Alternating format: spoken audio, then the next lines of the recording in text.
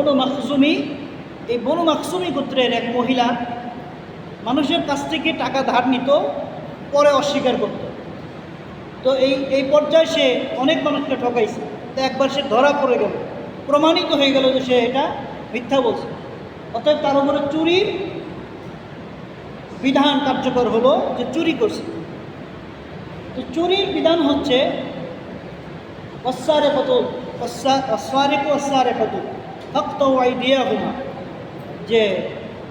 যে চোর চুরি করবে ওই রকম নারী পুরুষ যেই হোক তার হাত কেটে দিবে।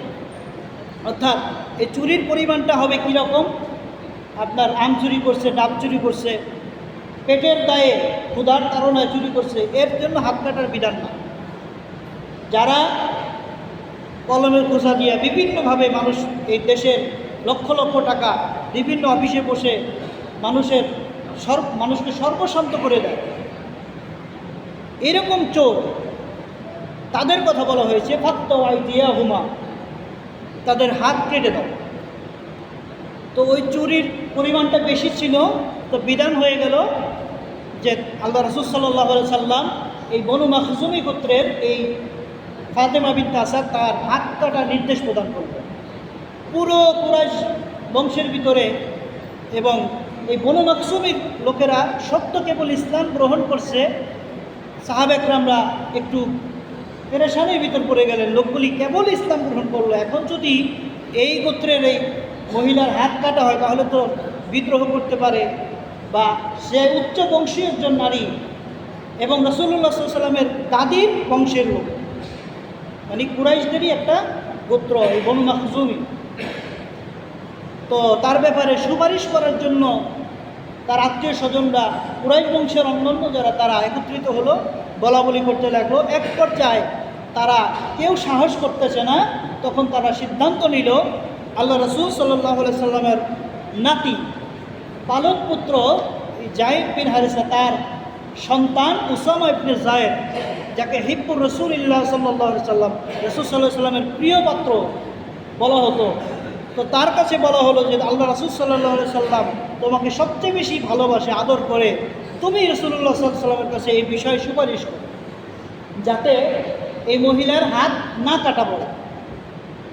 হযরত উসামা ইবনে যায়েদ রাদিয়াল্লাহু তাআলা আনহু তিনি আল্লাহ রাসূল সাল্লাল্লাহু আলাইহি সাল্লামের দরবারে কদমে হাজির হয়ে বললেন, ইয়া রাসূলুল্লাহ, ইয়া হাবিবাল্লাহ, যেই মহিলার হাত কাটার ব্যাপারে নির্দেশ দিয়েছেন ইয়া রাসূলুল্লাহ, সে তো বনু মাখজুমি একজন সম্ভ্রান্ত বংশের মহিলা, সে তার বংশের লোক, সদ্য কেবল ইসলাম গ্রহণ করেছে। যদি তার হাত কাটা যায়, হাত কাটা যাবে একজনের, কিন্তু সমগ্র কুরাইশ বংশ, সমগ্র গোত্রের মানুষের নাক কাটা যাবে, সম্মানহানি হবে।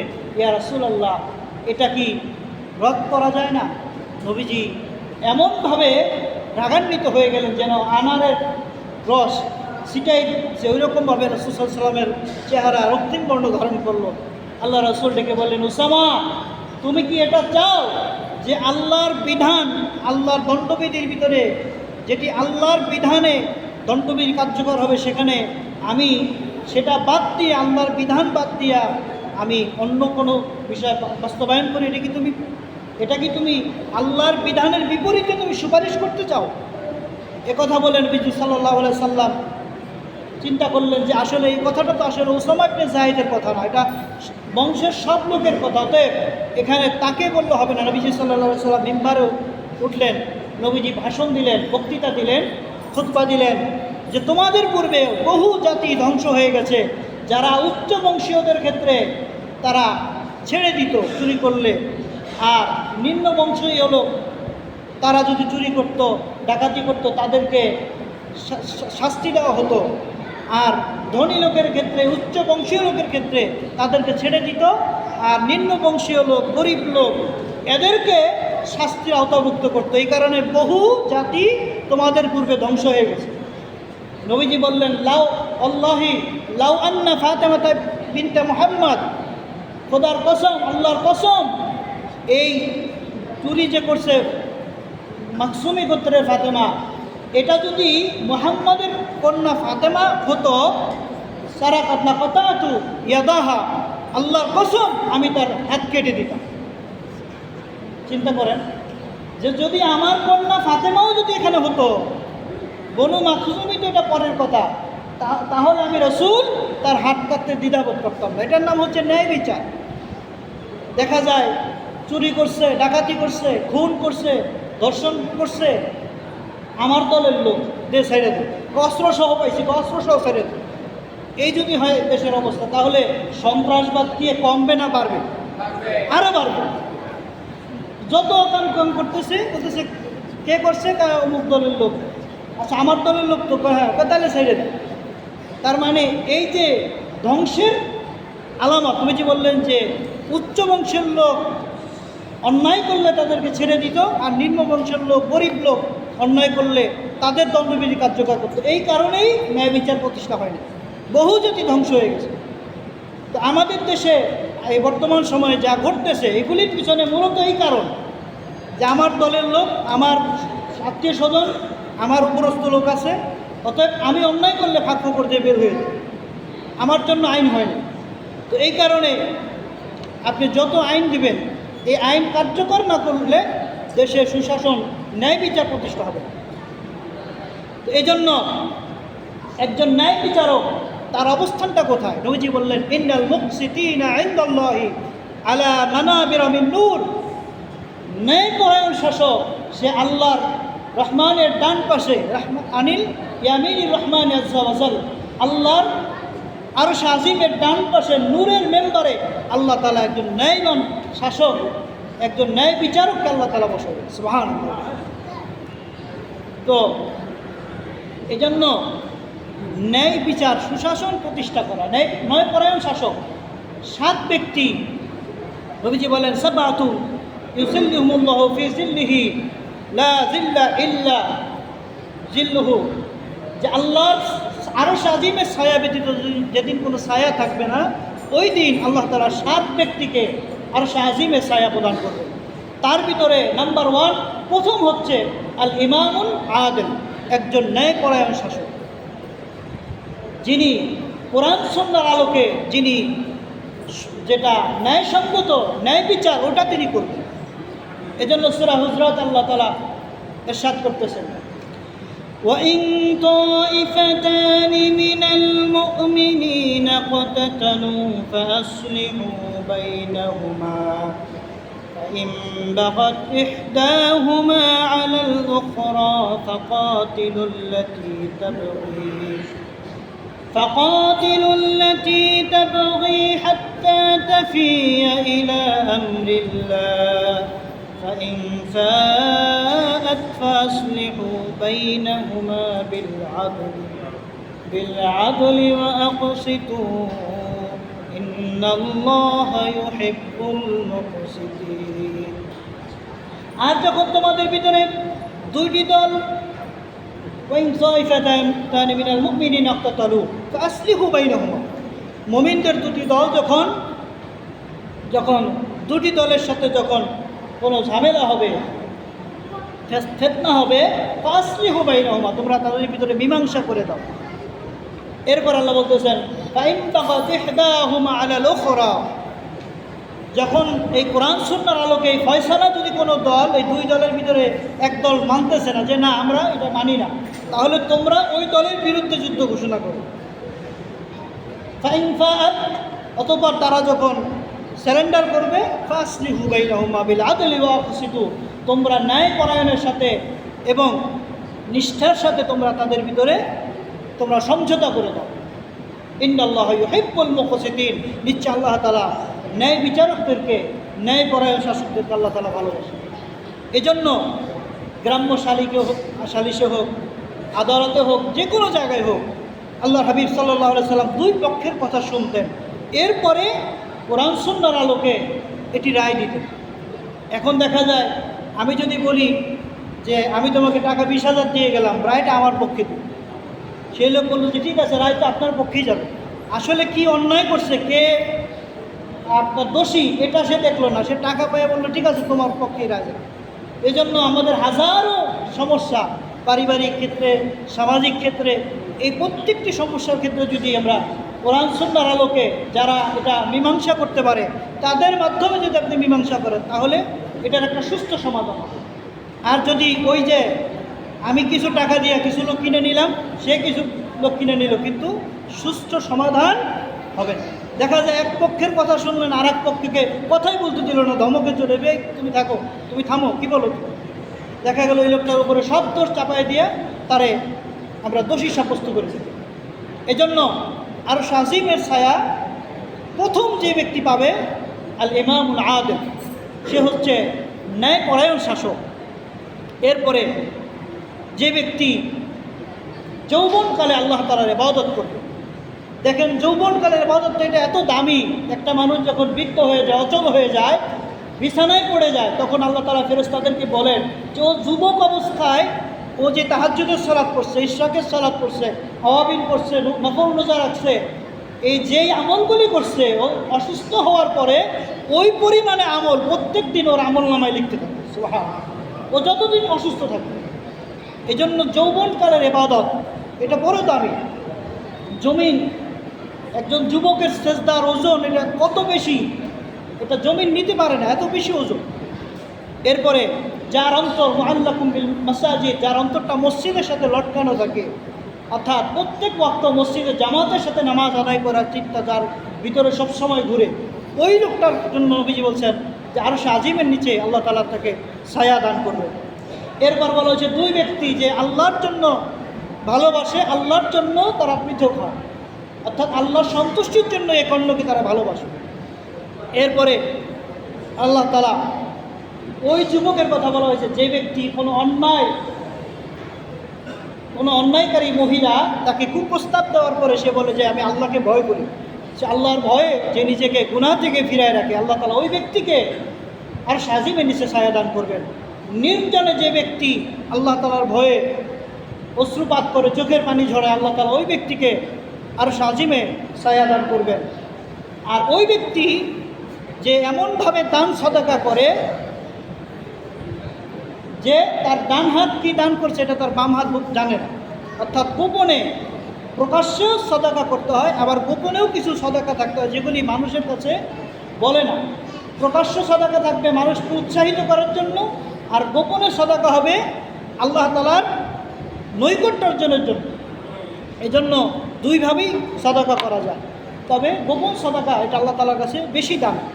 তো এই জন্য আমাদেরকে আল্লাহ তাআলা আমাদেরকে আরশে আজিমে ছায়া পাওয়ার জন্য প্রত্যেকটি ব্যাপারে আমরা যাতে ন্যায়পরায়ণ হই, ন্যায় বিচার যাতে আমরা ব্যক্তি জীবনে, পারিবারিক, সামাজিক, রাষ্ট্রীয় প্রত্যেকটি ক্ষেত্রে ন্যায় বিচার যাতে কায়েম হয়, সেই ব্যাপারে আমরা আমাদের অবস্থান থেকে আমরা চেষ্টা করব। আল্লাহ তাআলা আমাদের সকলকে কোরআন সুন্নাহর আলোকে আমাদের জীবনকে পরিচালিত করার তৌফিক দান করেন। ওমা আলাইনা ইল্লাল বালাগ। আল্লাহুম্মা সাল্লি আলা সাইয়্যিদিনা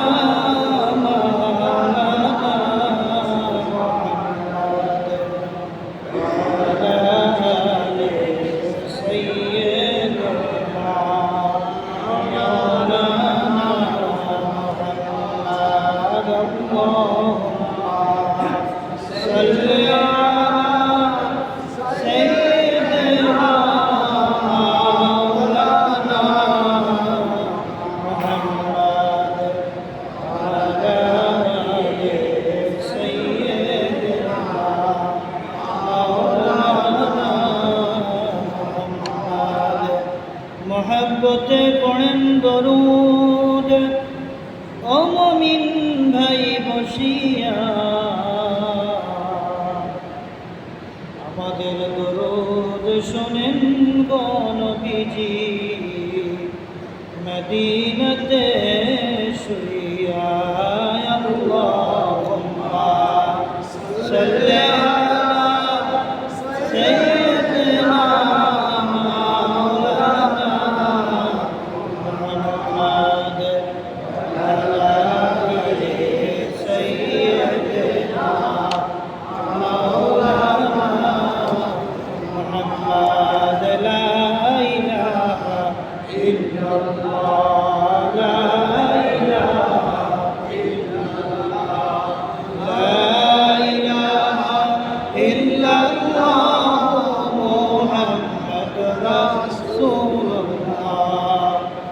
কালেমা যে পড়বে ও তার অন্ধ কলব না রবে, নূরেতে নূর বয়ে যায় নূর মুহাম্মদ সাল্লাল্লাহু লা ইলাহা ইল্লাল্লাহ লা ইলাহা ইল্লাল্লাহ লা ইলাহা ইল্লাল্লাহ মুহাম্মাদুর রাসূলুল্লাহ বালাগাল উলা বিকামালিহি كشف الدجى بجماله حسنت جميع خصاله صلوا عليه وآله اللهم صل وسلم وبارك عليه মহান মালিকুল মুলক আল্লাহ জাল্লা শানুহু আম্মা নওয়ালুহুর শাহী আলিশান দরবারে অগণিত সুজুদ কালেমাতুর শুকর আদায় করছে যে মহান মুনিব আমাদেরকে সুস্থতার নিয়ামত দান করেছেন। আজকে মাহে রবিউস সানি এর প্রথম জুমা আল্লাহ রাব্বুল আলামিন আমাদেরকে আসার সুযোগ করে দিলেন জুমাত সালাত আদায়ের লক্ষ্যে। সেজন্য শুকরিয়া আদায় করে মহব্বতের সঙ্গে সকলে বলুন আলহামদুলিল্লাহ। অগণিত দরুদ ও সালাম আল্লাহ রাব্বুল আলামিনের সমস্ত সৃষ্টির প্রধান আকর্ষণ, সমস্ত নবী ও রাসূলগণের মাথার মুকুট, শামসুল হেদায়া বদরুদ্দুজা সাইয়্যিদুস সাকালাইন ইমামুল হারামাইন জাদ্দুল হাসনাইন আফতাবে নবুওয়াত শাহানশাহ রাসালাত সাইয়্যিদুনা শফিউনা হাবিবুনা মাওলানা মুহাম্মদ মুস্তাফা সাল্লাল্লাহু তাআলা আলাইহি ওয়াসাল্লাম নূরানি রওজা মুবারকে সকল আউলিয়া কিরামদের প্রতি সালাম। সম্মানিত মুআজ্জাজ মুহতারাম মুসলিম নিজাম দিনদার ইমানদার ফরহেজগার মুত্তাকিন মুমিন মুসলমান ভাইরা সকলের প্রতি আন্তরিক মোবারকবাদ। সালাম আসসালামু আলাইকুম ওয়া রাহমাতুল্লাহি ওয়া বারাকাতুহু।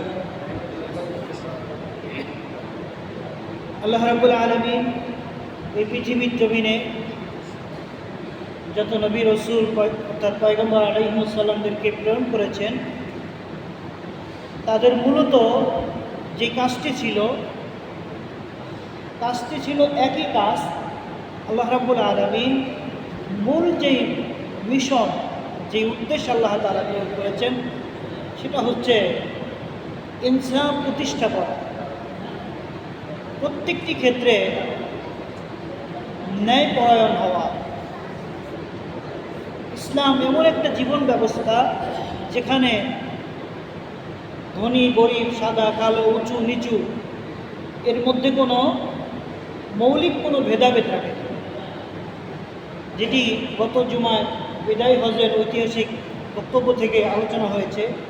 আল্লাহ রাসূল সাল্লাল্লাহু আলাইহি ওয়াসাল্লাম বলছেন যে আজ থেকে যত কৌলিন্য প্রথা, যে জাহিলিয়াত, এটিকে আমার পদতলে পিষ্ট করলাম। অর্থাৎ তোমাদের একের ওপর অন্যের কোনো আলাদা কোনো শ্রেষ্ঠত্ব নেই। বংশগত, ব্যক্তিগত, সাদার ওপরে কালো, কালোর ওপরে সাদা, অথবা বংশীয়ভাবে শ্রেষ্ঠত্ব হবে ইন্না আক্রামাকুম ইনদাল্লাহি আতকাকুম। তোমাদের ভিতরে যে সবচেয়ে বেশি পরহেজগার, তাকওয়াবান, আল্লাহ তাআলার কাছে ওই ব্যক্তির মর্যাদাই শ্রেষ্ঠ। ওই ব্যক্তি আল্লাহ তাআলার কাছে সবচেয়ে দামি, সবচেয়ে বেশি পছন্দ। এজন্য নবীজি সাল্লাল্লাহু আলাইহি ওয়াসাল্লাম কোনো গুরুত্বপূর্ণ বক্তব্য কথা বললে নবীজি সাল্লাল্লাহু আলাইহি ওয়াসাল্লাম 3 বার বলতেন। তাকওয়া সম্পর্কে আল্লাহ হাবিব সাল্লাল্লাহু আলাইহি ওয়াসাল্লাম ইরশাদ করতে গিয়ে 3 বার বললেন আত-তাকওয়াউ হা হুনা, আত-তাকওয়াউ হা হুনা, আত-তাকওয়াউ হা হুনা। তাকওয়াটা হচ্ছে এটি হৃদয়ের ব্যাপার, এটা দেখানোর বিষয় না। অর্থাৎ নিজেকে সতর্ক অবস্থানে রাখা, গুনাহ থেকে বেঁচে চলা, গুনার কালিমা যাতে না লাগে সেইভাবে সতর্কভাবে জীবনযাপন করা, এটার নাম হচ্ছে তাকওয়া। যেমন একটা বাং মাছ কাদার মধ্যে থাকে, কিন্তু কাদা কিন্তু বাং মাছ স্পর্শ করে না। ওই রকমভাবে দুনিয়ার শত গুনাহ, শত পাপ, অন্যায়ের ভিতরে একজন ইমানদার, একজন মুমিন থাকবে, তার গায়ে ওই রকম গুনার কাদা লাগবে না। এটার নাম হলো তাকওয়া। আল্লাহর হাবিব সাল্লাল্লাহু আলাইহি ওয়াসাল্লাম তিনি আগমন করেছেন মূলত ন্যায় বিচার প্রতিষ্ঠা করার জন্য। যার হক, যার প্রাপ্য, ওটা তাকে দেওয়ার জন্য। এখন ন্যায় বিচার বলতে আমরা আদল শব্দটা অনেকে মনে করেন যে সমান সমান, না। আদলটা হচ্ছে যার যতটুকু প্রাপ্য। আপনি মনে করেন 3টা রুটি খেতে পারেন, আপনার স্ত্রী 2টা রুটি, আপনার ছেলে 1টা রুটি। এখন এখানে যদি আপনি আদল করেন তাহলে বাবা 3টা, স্ত্রী 2টা, ছেলে পাবে 1টা। আর যদি বলেন যে না সমান অধিকার, তাহলে দেখা যাবে বাবার 3টা ঠিক আছে, মায়ের 1টা বেশি হয়ে যাবে আর ছেলের 2টা বেশি হয়ে যাবে। আবার যদি বলেন যে না 2টা করে দিবেন, সেক্ষেত্রে মায়েরটা ঠিক থাকবে, বাবার 1টা কম হবে, ছেলের 1টা বেশি হবে। তো ইসলাম এমন একটা বিধান ব্যবস্থা যেখানে প্রত্যেকেই যার যতটুকু প্রয়োজন, যার যে প্রাপ্য, ওইটাই ইসলাম ওই ব্যক্তির জন্য নির্দিষ্ট করে দিয়েছে। সুবহানাল্লাহ। আল্লাহর হাবিব সাল্লাল্লাহু আলাইহি সাল্লাম এই ন্যায় বিচার প্রতিষ্ঠা করার জন্য তিনি আগমন করেছেন। আল্লাহ রাব্বুল আলামিন যেটি সূরা নাহলের 90 নম্বর আয়াতে কারিমায় বলা হয়েছে, এবং এটি প্রত্যেক জুমাবারে খুতবা, সানি খুতবা, যেটি দ্বিতীয় খুতবা দেওয়া হয়, এই খুতবা ইমাম সাহেবগণ, খতিব সাহেবগণ তিনারা তেলাওয়াত করেন। অনেকের মুখস্থ হয়ে গেছে, কিন্তু এই আয়াতে কারিমে আল্লাহ তাআলা এত গুরুত্বপূর্ণ একটি বিষয় আলোচনা করেছেন। আব্দুল্লাহ ইবনে মাসউদ রাদিয়াল্লাহু তাআলা আনহু তিনি বর্ণনা করেন যে ইসলামের সকল কল্যাণ, মঙ্গল এই আয়াতে কারিমার ভিতরে আল্লাহ তাআলা নিহিত রেখেছেন। এবং হযরত উসমান ইবনে মাসউদ রাদিয়াল্লাহু তাআলা তিনি বলেন যে এই আয়াতে কারিমা শোনার পরে আমি ইসলাম ধর্মের প্রতি আকৃষ্ট হলাম এবং পরবর্তীতে ইসলাম গ্রহণ করেছি। এমনকি এই আয়াতে কারিমা যখন এটি তেলাওয়াত করা হলো, এই আয়াতে কারিমা খোদ আবু জাহেল, ওয়ালিদ বিন মুগীরা, অর্থাৎ 4টা কাফের যারা, তাদের জবান থেকে পর্যন্ত এই আয়াতে কারিমার প্রশংসা বের হয়ে গেছে। সুবহানাল্লাহ। দেখেন, আমরা কোরআনুল কারীম পড়ি, বুঝা, মানার চেষ্টা করা, এটা হচ্ছে প্রত্যেক ইমানদারের জন্য এটি অত্যন্ত গুরুত্বপূর্ণ। আল্লাহ তাআলা কালামে হাকিমে এই সূরাতুল নাহলের 90 নম্বর আয়াতে কারিমায় আল্লাহ তাআলা ইরশাদ করতেছেন, বিসমিল্লাহির রহমানির রহিম, ইন্নাল্লাহা ইয়া'মুরু বিল আদলি ওয়াল ইহসানি ওয়া ইতা'i যিল কুরবা ওয়া ইয়ানহা আনিল ফাহশাই ওয়াল মুনকার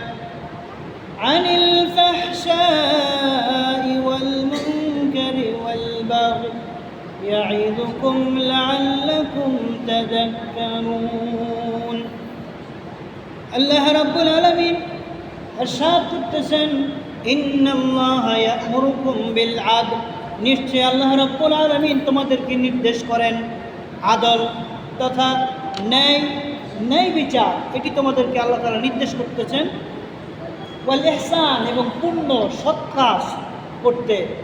ওয়া ইতা'i যিল কুরবা, এবং তোমাদের আত্মীয়তার বন্ধন রক্ষা করার জন্য, সুদৃঢ় করার জন্য আল্লাহ তাআলা এই 3টা কাজ তোমাদেরকে নির্দেশ করতেছেন। ওয়া ইয়ানহা, এবং নিষেধ করতেছেন 3টা কাজ, আনিল ফাহশাই, যত অশ্লীলতা, ওয়াল মুনকার, যত মন্দ কাজ, মিথ্যা কাজ, ওয়াল বাগি, এবং যেটা সীমালঙ্ঘন, এটা থেকে আল্লাহ তাআলা তোমাদেরকে নিষেধ করতেছে। এই আয়াতে কারিমায় আল্লাহ রাব্বুল আলামিন 3টি জিনিসের নির্দেশ করলেন, সাথে সাথে এই 3টা জিনিসের যে বিপরীত 3টা জিনিস আছে, এই 3টা জিনিস থেকে আল্লাহ তাআলা নিষেধ করলেন। ইয়া'মুরু বিল আদল, আল্লাহ তাআলা ন্যায় বিচারের নির্দেশ দিলেন, আবার সাথে সাথে ওয়ায়ানহা আনিল ফাহশা, এবং অশ্লীলতা, যেটা অন্যায়, যেটা পাপ, এটা থেকে আল্লাহ তাআলা নিষেধ করে দিলেন। এখন আদল, এই ন্যায় বিচারটা কি হবে? ন্যায় বিচারটা হচ্ছে, অর্থাৎ যার প্রাপ্য আপনি তাকে ততটুক দিয়ে দিবেন, যে যতটুক প্রাপ্য। যেরকম কোরআনুল কারীম এসেছে লিযাকারি মিসলাল উনসায়াইন, যে একজন পুরুষের অংশ দুইজন নারীর অংশের সমান। আল্লাহ তাআলা এই সম্পত্তি বন্টনের ক্ষেত্রে বিধান দিলেন। এখানে যারা এই যে আধুনিক যারা নাস্তিক্যবাদ, তাদের যুক্তি যে ইসলাম নারীদেরকে ঠকাই দিচ্ছে, তো নারীদের তো সমান অধিকার দেয় না। দেখেন ইসলামিক বিধান ব্যবস্থা কত সুন্দর। একদিকে সে বাবার সম্পত্তি থেকে ভাইয়ের মানে দুইজন বোন একজন ভাইয়ের অংশ পাইতেছে, আবার স্বামীর কাছ থেকে সে দেনমোহর লাভ করতেছে এবং স্বামীর সম্পত্তির অংশ সে পাইতেছে। অর্থাৎ সে এক দিক থেকে সে কম পাইলেও আরও 3 জায়গা থেকে আল্লাহ তার জন্য আরও কয়েক গুণ বেশি দিয়ে দিয়েছে। এভাবে ইসলাম প্রত্যেকটা ক্ষেত্রে ব্যালেন্স রক্ষা করছে।